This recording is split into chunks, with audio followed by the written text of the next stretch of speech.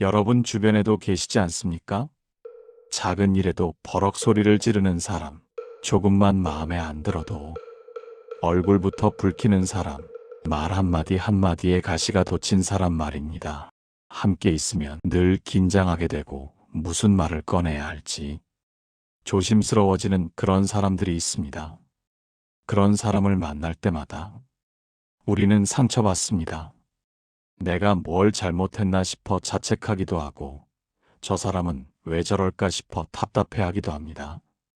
때로는 화가 나고 때로는 슬프고 때로는 그냥 지쳐버립니다.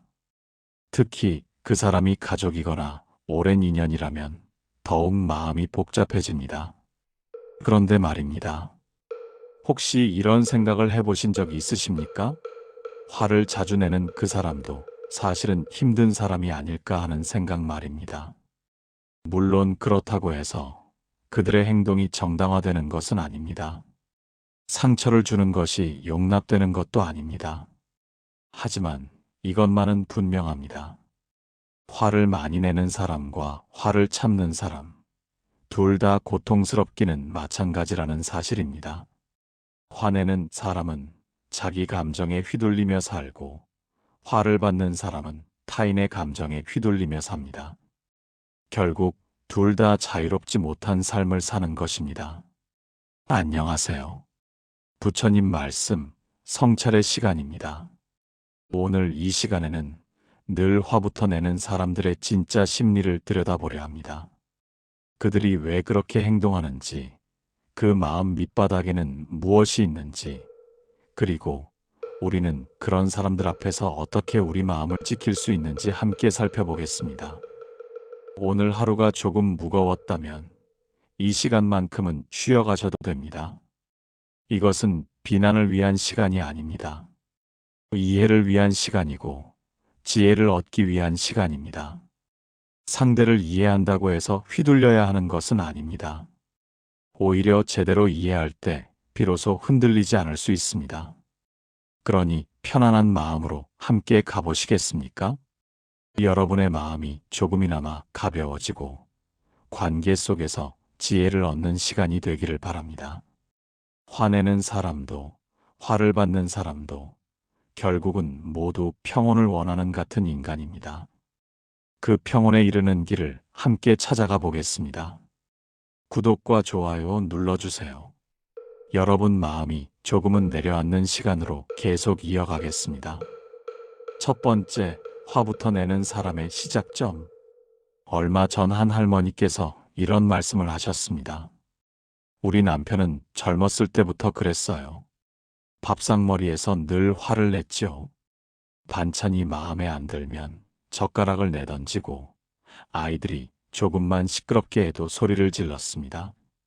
처음엔 제가 뭘 잘못했나 싶어 전전긍긍했는데 나중에 보니 저 사람은 누구한테나 그러더라고요. 이웃한테도, 친구한테도, 심지어 낯선 사람한테도요. 이 이야기를 들으며 이런 생각이 들었습니다. 그 남편분은 언제부터 그렇게 된 걸까요? 태어날 때부터 화를 잘 내는 사람으로 태어난 걸까요? 아니면 살아가는 과정에서 무언가가 그 사람을 그렇게 만든 걸까요? 심리학에서는 이를 감정 조절 능력의 발달이라는 관점에서 바라봅니다. 연구에 따르면 어린 시절의 경험이 성인이 된 후의 감정 조절 능력에 큰 영향을 미친다고 합니다. 특히 자신의 감정을 표현했을 때 어떤 반응을 받았는지가 중요합니다. 슬프거나 화가 났을 때 그럴 수도 있지 하고 받아들여진 아이와 남자가 그게 뭐냐 그까짓 것 가지고 하며 부정당한 아이는 전혀 다른 어른으로 자랍니다. 감정을 부정당하며 자란 사람은 자신의 감정을 다루는 법을 배우지 못합니다. 화가 나면 어떻게 해야 하는지, 속상할 땐 어떻게 표현해야 하는지 알지 못한 채 어른이 됩니다. 그러다 보니 감정이 올라올 때마다 그냥 폭발시키는 방법밖에 모릅니다. 마치 밥솥 뚜껑을 열지 못하는 사람이 압력이 높아지면 그냥 폭발시켜버리는 것과 같습니다. 또 다른 경우도 있습니다. 어릴 때 자신이 원하는 것을 얻기 위해 화를 냈더니 통했던 경험이 있는 사람들입니다. 울고 소리 지르면 부모가 들어주고 때를 쓰면 원하는 걸 얻을 수 있었던 사람들은 화를 도구로 학습하게 됩니다. 의도적인 것은 아니지만 무의식 중에 화를 내면 상황이 자기 뜻대로 돌아간다는 것을 배우는 것입니다. 이렇게 보면 화를 자주 내는 사람은 사실 불행한 사람입니다. 자신의 감정을 제대로 다루지 못해 평생 그 감정에 끌려다니며 사는 사람입니다. 화를 낸다고 해서 마음이 편해지는 것도 아닙니다. 오히려 화를 낼 때마다 자기 자신도 고통스럽습니다. 다만 그 고통을 표현하는 방법이 화일 뿐입니다. 부처님은 말씀하셨습니다. 화는 독을 품은 화살과 같으니 쏘는 사람도 맞는 사람도 모두 상처를 입는다. 화라는 감정은 방향을 가리지 않습니다. 타인을 향해 쏘아도 결국 자기 자신도 다치게 됩니다. 화를 내는 순간 몸에서는 스트레스 호르몬이 분비되고 심장은 빨리 뛰고 혈압은 올라갑니다. 그 순간의 후련함 뒤에는 더 큰 피로와 공허함이 찾아옵니다. 그러니 화를 자주 내는 사람을 볼 때 이렇게 생각해 보십시오. 저 사람은 지금 자기 감정을 다루지 못해 힘들어하는 사람이구나. 어쩌면 어릴 때부터 그 방법밖에 배우지 못한 사람이구나. 이것이 비난이 아닌 이해의 시작입니다. 이해한다고 해서 그 행동을 받아들여야 하는 것은 아닙니다. 다만 그 사람을 조금 다른 눈으로 볼 수 있게 됩니다. 화내는 사람도 사람입니다. 아프고 외롭고 불안한 우리와 같은 사람입니다. 다만 그 마음을 표현하는 방식이 서툴 뿐입니다. 두 번째, 가까운 사람에게만 화내는 이유. 이런 경우를 많이 보셨을 것입니다. 밖에서는 그렇게 온순하고 착한 사람이 집에만 들어오면 다른 사람이 됩니다. 직장에서는 웃으며 인사하고 이웃에게는 친절하게 대하던 사람이 가족에게만은 거칠고 무례합니다. 왜 나한테만 그래? 하는 마음에 더 상처받게 됩니다. 한 며느리 분이 이런 말을 하셨습니다. 시어머니는 밖에서는 정말 좋은 분이세요. 동네 사람들이 모두 칭찬합니다. 그런데 저한테만은 작은 일에도 짜증을 내시고 쏘아붙이십니다. 처음엔 제가 뭘 잘못한 줄 알았어요. 그런데 시누이 말을 들어보니 시누이한테도 그러셨대요. 가까운 사람한테만요. 왜 사람들은 가까운 사람에게만 화를 낼까요? 심리학에서는 이를 감정 배출구 이론으로 설명합니다. 사람은 사회생활을 하며 많은 스트레스를 받습니다. 하지만 모든 상황에서 감정을 표출할 수는 없습니다. 직장 상사한테 화낼 수 없고, 손님한테 짜증낼 수 없고, 이웃한테 함부로 할 수 없습니다. 그렇게 쌓인 감정은 어딘가로 나가야 합니다. 그래서 안전한 곳에서 분출합니다. 가족이라는 공간이 바로 그곳입니다. 가족은 자기를 떠나지 않을 거라고 믿기 때문입니다. 화를 내도 용서해 줄 거라고, 결국엔 받아줄 거라고 무의식 중에 생각합니다. 그래서 밖에서 참았던 모든 것을 집에서 쏟아냅니다. 또 다른 심리도 있습니다. 가까운 사람일수록 기대가 큽니다. 나를 이해해 줄 거야. 내 마음을 알아줄 거야 하는 기대가 있습니다. 그런데 그 기대가 채워지지 않으면 배신감이 듭니다. 이렇게 가까운 사이인데 왜 내 마음을 몰라줘? 하는 서운함이 화로 표출됩니다. 연구 결과를 보면 흥미로운 사실이 있습니다. 사람들은 낯선 사람보다 가까운 사람에게 더 무례하게 행동한다고 합니다. 낯선 사람한테는 예의를 지키지만 가족이나 친한 친구한테는 함부로 합니다. 왜냐하면 관계가 끊어질 위험이 없다고 생각하기 때문입니다. 이것은 일종의 착각입니다. 관계는 언제든 끊어질 수 있고 마음은 언제든 멀어질 수 있습니다. 부처님은 말씀하셨습니다. 가까이 있다고 해서 함부로 대해서는 안 된다. 모든 인연은 소중히 여길 때 이어진다. 가까운 사람일수록 더 조심해야 합니다. 가까운 사람일수록 더 존중해야 합니다. 그런데 많은 사람들이 이를 거꾸로 생각합니다. 가까우니까 이해해주겠지, 가족이니까 받아주겠지 하며 함부로 합니다. 그러다 어느 순간 돌이킬 수 없는 상처를 남깁니다. 가까운 사람에게만 화를 내는 사람은 사실 약한 사람입니다. 진짜 강한 사람은 밖에서나 안에서나 똑같습니다. 누구에게나 존중하며 말하고 누구에게나 온화하게 대합니다. 하지만 자기 감정을 제대로 다루지 못하는 사람은 약한 대상에게만 화를 냅니다. 자기를 떠나지 않을 사람, 반격하지 않을 사람에게만 감정을 쏟아냅니다. 이것을 아는 것만으로도 위로가 됩니다. 내가 잘못해서가 아니구나. 저 사람이 나를 만만하게 봐서구나. 이렇게 이해하면 덜 상처받습니다. 물론 그렇다고 해서 계속 받아줘야 하는 것은 아닙니다. 다만 자책하지 않아도 된다는 것을 아는 것만으로도 마음이 한결 가벼워집니다. 가까운 사람에게 화내는 사람은 결국 자기 자신을 잃어가는 사람입니다. 가장 소중한 관계를 스스로 무너뜨리며 사는 사람입니다. 세 번째, 나이가 들수록 화가 늘어나는 심리. 나이가 들면서 화가 많아지는 분들이 있습니다. 젊었을 때는 온화하고 너그러웠던 분이 60, 70이 되면서 점점 까칠해지고 화를 자주 내십니다.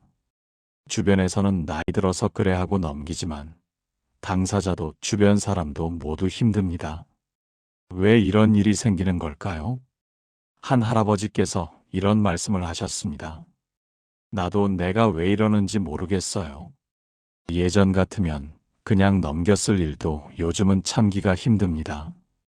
손주가 시끄럽게 떠들면 짜증나고 아내가 같은 말을 반복하면 화가 치밀어 오릅니다. 내가 이런 사람이 아니었는데 말입니다. 이것은 단순히 성격이 변해서가 아닙니다. 심리학 연구에 따르면 나이가 들면서 뇌의 전두엽 기능이 약해진다고 합니다. 전두엽은 감정을 조절하고 충동을 억제하는 역할을 합니다. 이 기능이 약해지면 감정이 올라올 때 예전처럼 억누르기가 어려워집니다. 그래서 화가 나면 바로 표출하게 됩니다. 또한 노년기에는 상실이 많아집니다. 건강을 잃고 지위를 잃고 때로는 배우자나 친구를 잃습니다. 예전처럼 몸이 마음대로 움직이지 않고 사람들이 예전처럼 대해주지 않습니다. 이런 상실감이 쌓이면 내면에 분노가 생깁니다.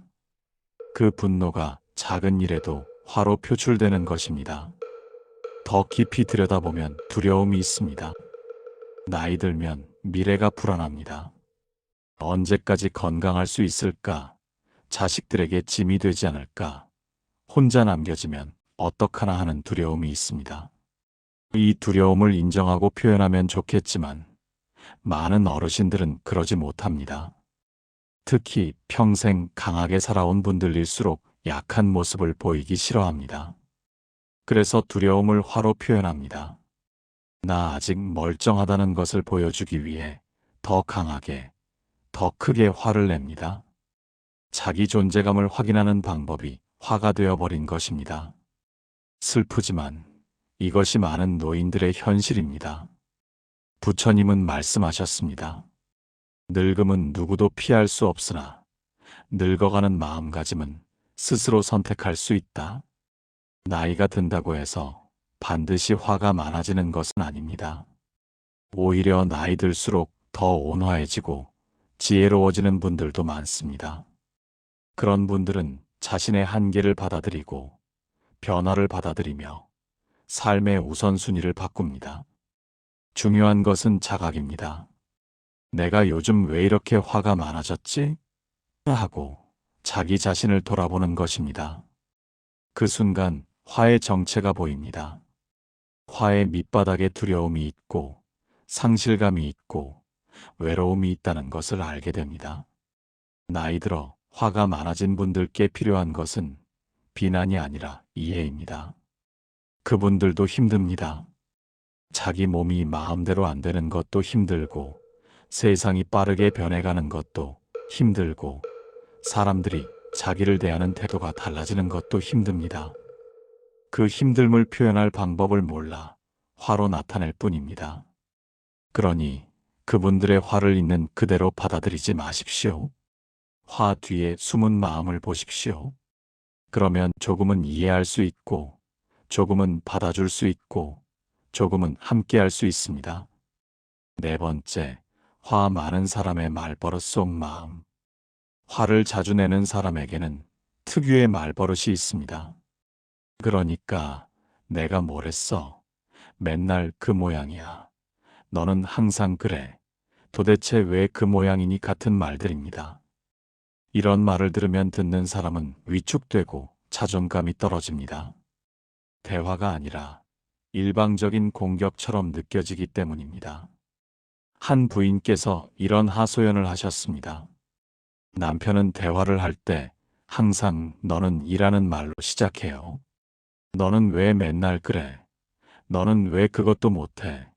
너는 도대체 뭘 하는 거야? 이런 식입니다. 처음엔 제 잘못인 줄 알고 고치려고 노력했어요. 그런데 아무리 고쳐도 똑같더라고요. 그때 깨달았습니다. 이건 제 문제가 아니라 저 사람의 말버릇이구나.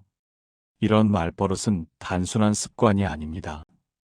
심리학에서는 이를 투사라고 부릅니다.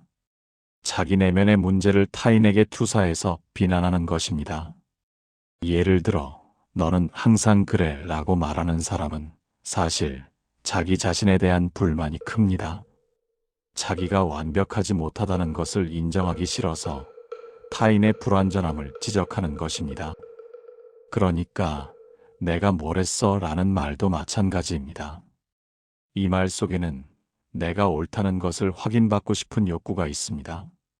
자기가 틀릴 수도 있다는 가능성을 받아들이지 못합니다. 그래서 상대의 실수를 지적하며 자기 정당성을 확보하려 합니다. 이건 역시 내면의 불안에서 나온 행동입니다. 연구에 따르면 이런 말버릇을 가진 사람들은 대부분 자존감이 낮다고 합니다. 겉으로는 강해 보이지만 속으로는 불안합니다. 자기가 인정받지 못할까봐, 무시당할까봐 두렵습니다.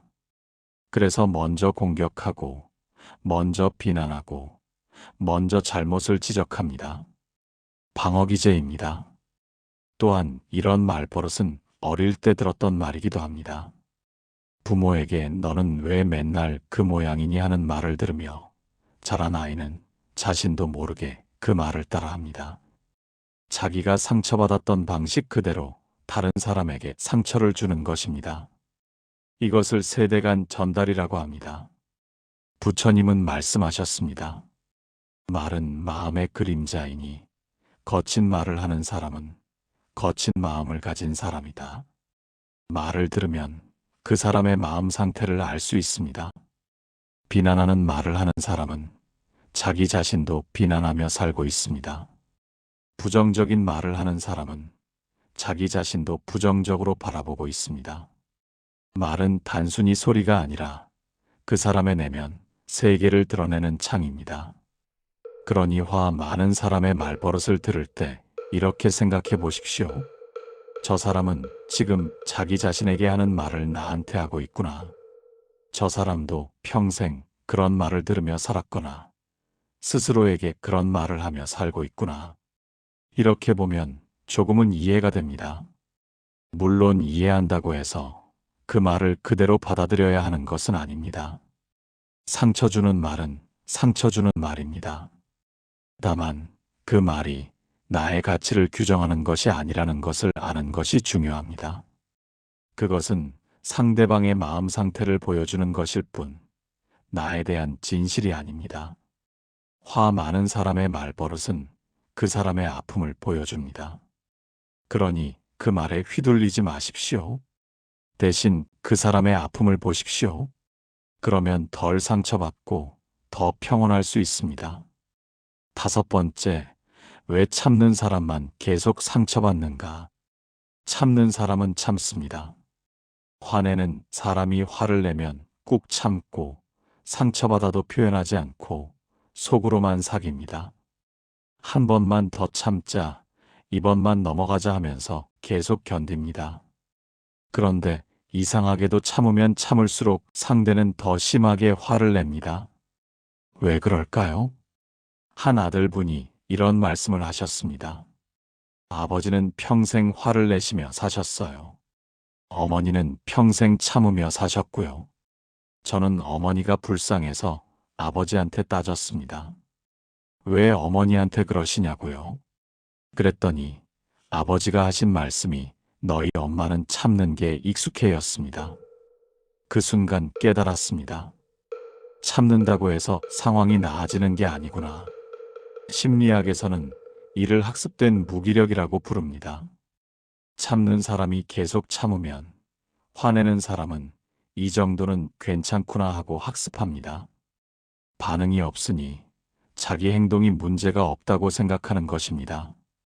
오히려 더 큰 화를 내도 괜찮다고 느끼게 됩니다. 그래서 시간이 갈수록 화의 강도가 세지고 빈도가 잦아집니다. 참는 사람에게도 문제가 생깁니다. 처음에는 참을 수 있지만 쌓이고 쌓이면 언젠가 폭발합니다. 그동안 참았던 모든 것이 한꺼번에 터져나옵니다. 그러면 상대방은 놀랍니다. 왜 갑자기 그래? 평소에는 괜찮았잖아 하며 오히려 참았던 사람을 이상하게 봅니다.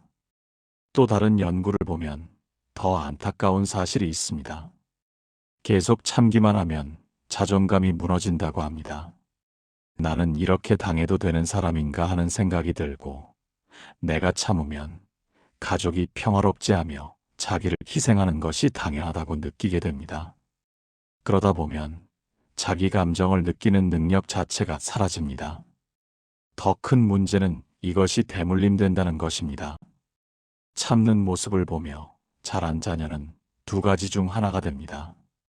부모처럼 참는 사람이 되거나 아니면 다른 부모처럼 화내는 사람이 되거나 둘 다 건강하지 않습니다. 참는 것도 화내는 것도 아닌 제3의 길을 배워야 하는데 그 기회를 놓치게 됩니다. 부처님은 말씀하셨습니다. 인내는 미덕이나 자기를 해치는 인내는 어리석음이다. 참는 것과 인내하는 것은 다릅니다. 인내는 목적이 있습니다. 더 큰 선을 위해, 더 나은 결과를 위해 일시적으로 어려움을 견디는 것입니다. 하지만 그저 참는 것은 목적이 없습니다.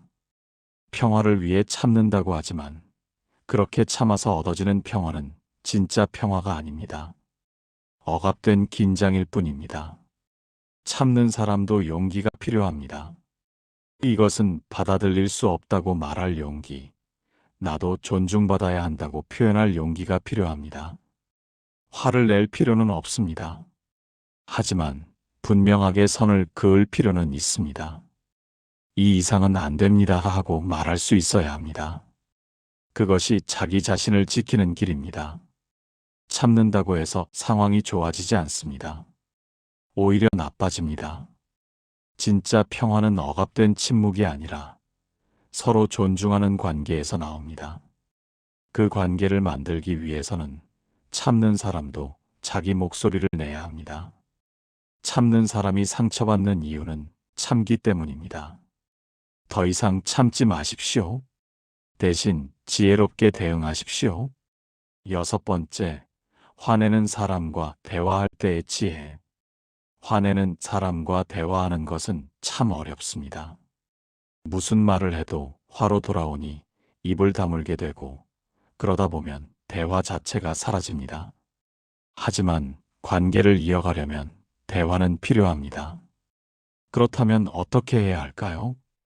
한 손자분이 이런 경험을 나누셨습니다. 할아버지는 무슨 말을 해도 화부터 내세요. 그래서 예전엔 저도 맞받아 쳤습니다. 그러면 싸움이 됐죠. 그런데 어느 날부터 방법을 바꿨습니다. 할아버지가 화를 내시면 일단 듣기만 하는 거예요. 맞장구도 안 치고 변명도 안 하고 그냥 들었습니다. 그랬더니 신기하게도 할아버지 화가 금방 풀리더라고요. 이것은 심리학에서 말하는 감정의 파도 타기입니다. 화라는 감정은 파도와 같습니다. 올라왔다가 내려갑니다. 그런데 많은 사람들이 화가 올라오는 순간에 대응하려고 합니다. 설명하고 변명하고 반박합니다. 그러면 파도가 더 커집니다. 오히려 조용히 있으면 파도는 저절로 내려갑니다. 연구에 따르면 화의 지속 시간은 평균 3분에서 5분이라고 합니다. 아무 자극이 없으면 화는 자연스럽게 가라앉습니다. 문제는 그 3분에서 5분 사이에 자극을 주는 것입니다. 말대답을 하거나 표정을 찡그리거나 한숨을 쉬면 화는 다시 올라옵니다. 그러니 화가 오른 사람 앞에서는 가만히 있는 것이 최선입니다. 하지만 가만히 있다는 것이 굴복하는 것은 아닙니다. 속으로는 중심을 잡고 있어야 합니다. 저 사람이 지금 화가 났구나. 화가 지나가기를 기다려야겠다 하고 생각하는 것입니다. 이것은 회피가 아니라 전략입니다. 불필요한 충돌을 피하고 대화가 가능한 시점까지 기다리는 것입니다. 화가 가라앉은 후에 대화해야 합니다. 아까 그 말씀은 이런 의미셨나요? 하고 차분하게 물어봅니다. 화난 상태에서 한 말과 평온한 상태에서 하는 말은 다릅니다. 많은 경우 화가 가라앉으면 내가 좀 심했지 하고 스스로 인정하기도 합니다. 부처님은 말씀하셨습니다. 화난 사람에게 화로 대응하면 불에 기름을 붓는 것이요. 고요함으로 대응하면 물을 끼얹는 것이다. 화에는 화로 맞서면 안 됩니다.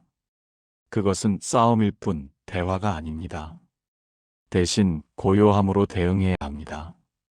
침착하게, 담담하게, 감정을 싣지 않고 대하는 것입니다. 이것이 쉽지는 않습니다. 하지만 연습하면 할 수 있습니다. 또 하나 중요한 것은 타이밍입니다. 화내는 사람이 화났을 때는 대화할 타이밍이 아닙니다. 화가 가라앉고 기분이 나아진 후에 말을 꺼내야 합니다. 지금 이야기해도 될까요? 하고 물어보는 것도 좋습니다. 상대방이 준비되지 않았는데 억지로 대화하려 하면 역효과만 납니다. 그리고 짧게 말해야 합니다. 화를 잘 내는 사람은 긴 설명을 듣지 못합니다. 집중력이 짧고 인내심이 부족합니다. 그러니 핵심만 짧게 전달해야 합니다.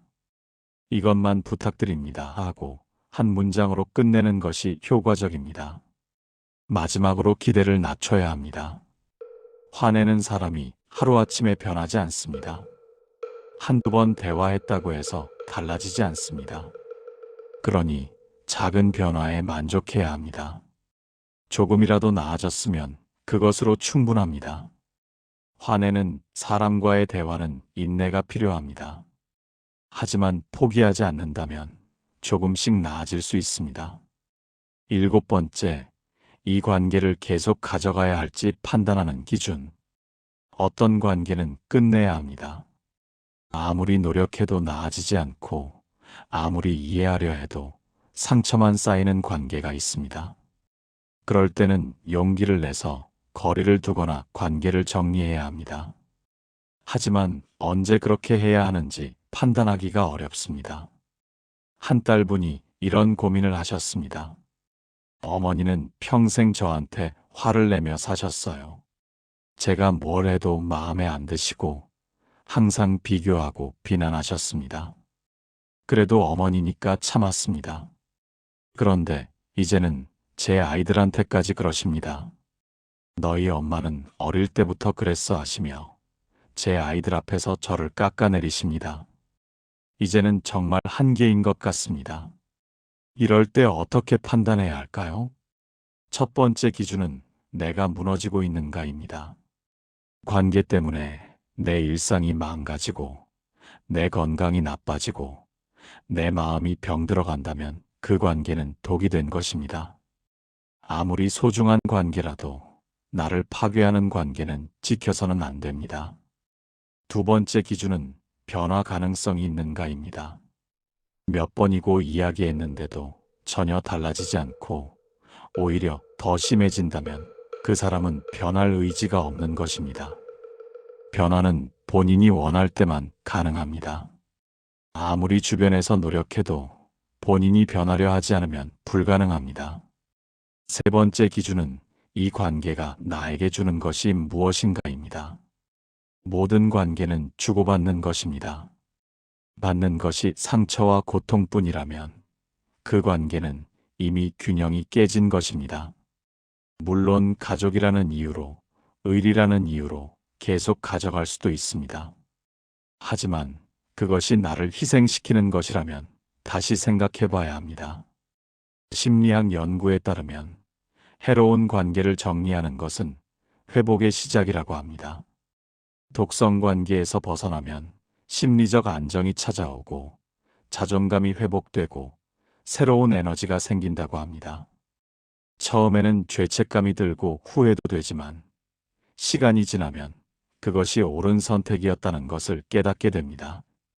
부처님은 말씀하셨습니다. 나쁜 벗과 함께하느니 홀로 가는 것이 낫다. 모든 관계가 소중한 것은 아닙니다. 어떤 관계는 나를 성장시키고 어떤 관계는 나를 끌어내립니다. 나를 끌어내리는 관계라면 용기를 내서 정리해야 합니다.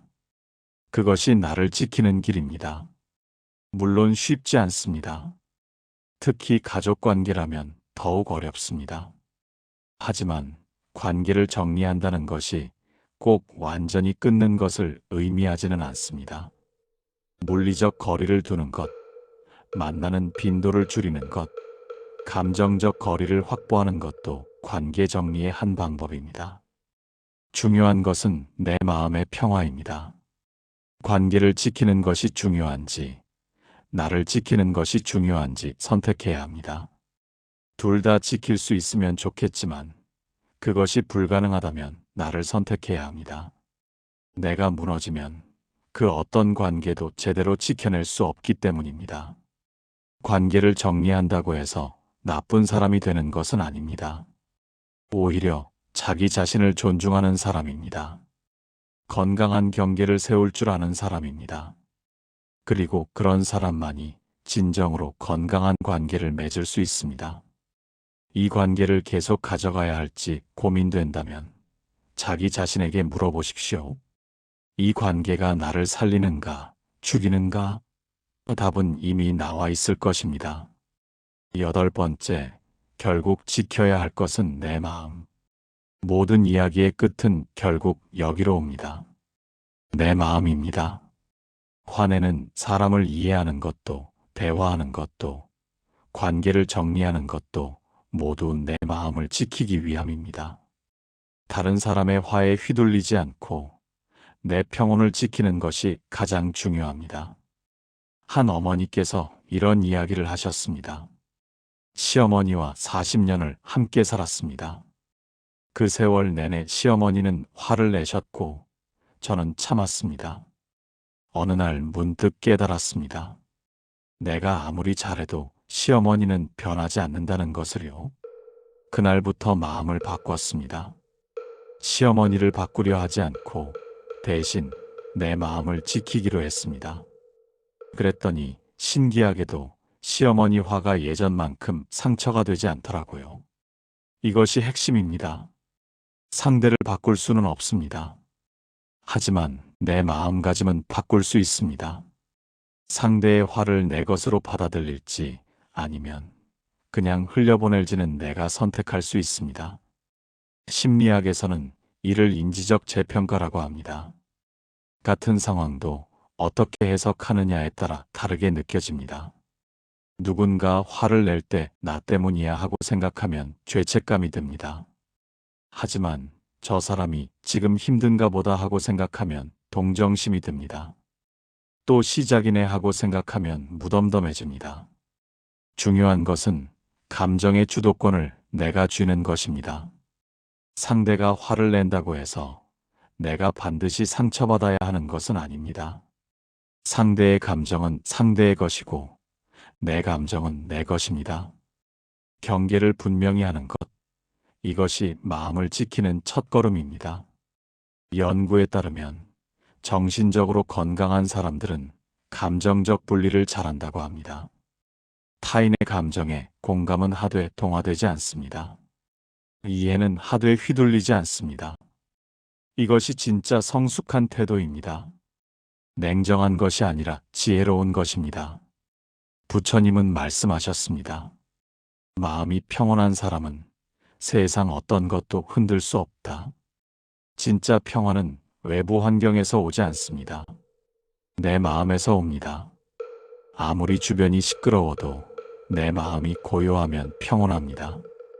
반대로 아무리 주변이 조용해도 내 마음이 어지러우면 괴롭습니다. 그러니 화내는 사람 때문에 내 마음까지 어지러워지게 두지 마십시오. 그 사람은 그 사람의 길을 가는 것이고 나는 나의 길을 가는 것입니다.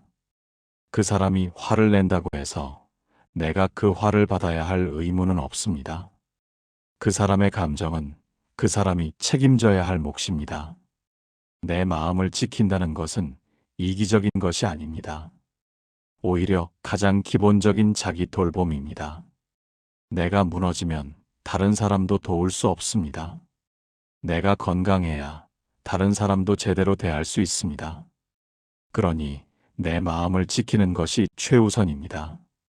매일 아침 일어나서 이렇게 다짐해 보십시오. 오늘 하루 내 마음의 평화를 지키겠다. 누가 뭐라 해도 무슨 일이 일어나도 내 마음만은 흔들리지 않겠다고 다짐하는 것입니다. 이것이 하루를 시작하는 가장 좋은 방법입니다. 그리고 하루를 마칠 때는 이렇게 물어보십시오. 오늘 나는 내 마음을 잘 지켰는가? 만약 흔들렸다면 그것도 괜찮습니다. 내일 다시 시작하면 됩니다. 중요한 것은 계속 노력하는 것입니다. 마음을 지키는 것은 평생의 수행입니다. 쉽지 않습니다. 때로는 실패하고 때로는 무너집니다. 하지만 포기하지 않고 계속 일어서면 됩니다.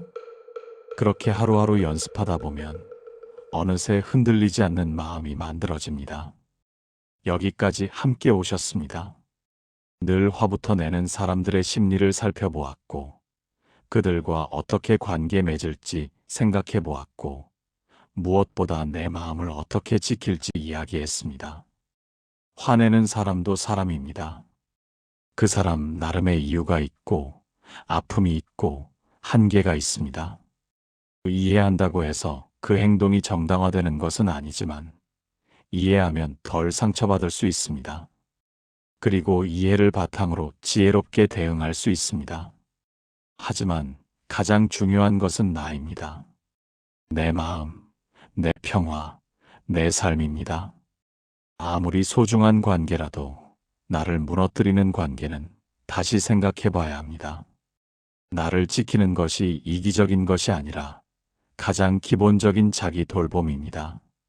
세상에는 화내는 사람도 있고 참는 사람도 있고 지혜로운 사람도 있습니다. 우리는 지혜로운 사람이 되어야 합니다. 화에 휘둘리지도 않고 무조건 참지도 않고 상황을 제대로 보고 적절히 대응하는 사람이 되어야 합니다. 부처님은 말씀하셨습니다. 자신을 등불로 삼고 자신을 의지처로 삼아라. 결국 나를 지킬 수 있는 사람은 나뿐입니다. 다른 사람이 나를 구원해 주지 않습니다. 내가 나를 지켜야 합니다. 내 마음을 돌보고 내 평화를 지키고 내 삶을 살아야 합니다. 오늘 이 시간이 여러분께 조금이나마 도움이 되었기를 바랍니다. 화내는 사람 때문에 힘드셨다면 이제는 조금 다르게 볼 수 있기를 바랍니다. 그리고 무엇보다 여러분 자신을 소중히 여기시기를 바랍니다.